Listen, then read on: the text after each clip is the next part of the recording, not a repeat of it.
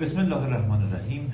عرض ادب و احترام خدمت دانشجویان محترم و خانواده‌های گرامی که تصویر بنده رو می‌بینن. من رضایی هستم، نماینده دانشگاه بالتیک سن پترزبورگ در کشور روسیه و مشاور رسمی مؤسسه راهیان ایتوک آتی پردیس با مجوز از وزارت علوم با همکاری مؤسسه روس مهاجر هدهد با مجوز از فدراسیون روسیه.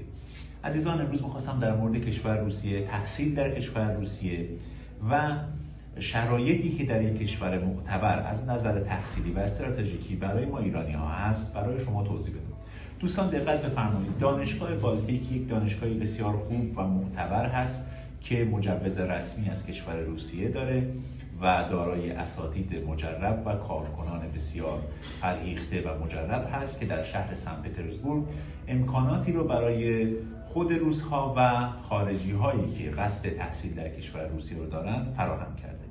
ما به عنوان مؤسسه مجاز اعزام دانشجو با مجوز رسمی از وزارت علوم و نمایندگی که این دانشگاه به ما داده، این افتخار رو داریم که در خدمت شما باشیم تا بتوانیم کمک شایانی به شما بکنیم که انشاءالله هم خودتون و هم دوستانتون در این دانشگاه شروع تحصیل بکنید و از مزایای علمی این دانشگاه بهره مند بشید. با توجه به شرایطی که در این دانشگاه هست و شرایط استراتژیکی که بین دول ایران و روسیه هست که باعث پیشرفت شما خواهد شد، ما خواهش داریم از شما که در مورد کشور روسیه تحقیقات بیشتری بکنید تا انشاءالله بتوانید آینده بسیار زیبایی برای خودتون ترسیم بکنید. ببینید دوستان عزیز، در دانشگاه بالتیک در شهر سن پترزبورگ رشته‌های کارشناسی ارشد و PhD در گروه مدیریت دولتی، اقتصاد، روانشناسی، حقوق و رشته‌های پروگرامیست هست که میتونید انشاءالله اونها رو دنبال بکنید. مدت تحصیل در این دانشگاه از 3 تا 5 سال هست. عزیزان دقت بفرمایید، مؤسسه ما در جمهوری اسلامی ایران، در کشور ایران و مؤسسه‌ای که در شهر سن پترزبورگ روسیه هست، شما را چه از لحاظ تحصیلی و چه از لحاظ عیا و ذهاب ساپورت کامل خواهد کرد.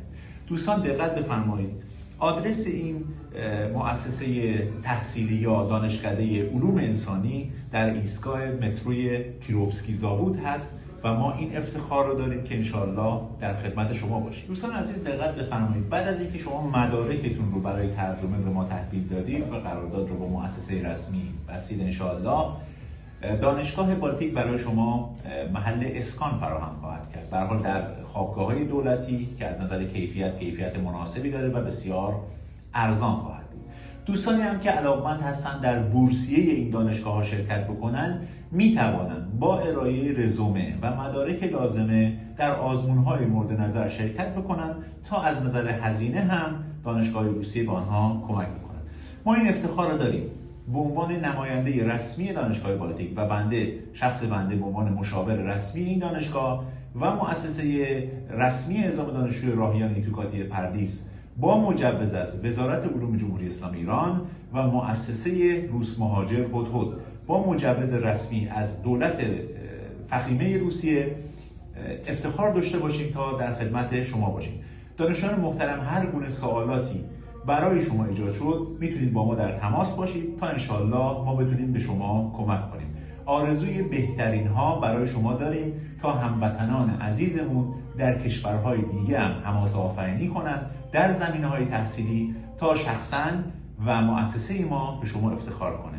آرزوی بهترین های برای شما و خانواده محترم شما دارم. موفق و مؤید باشید.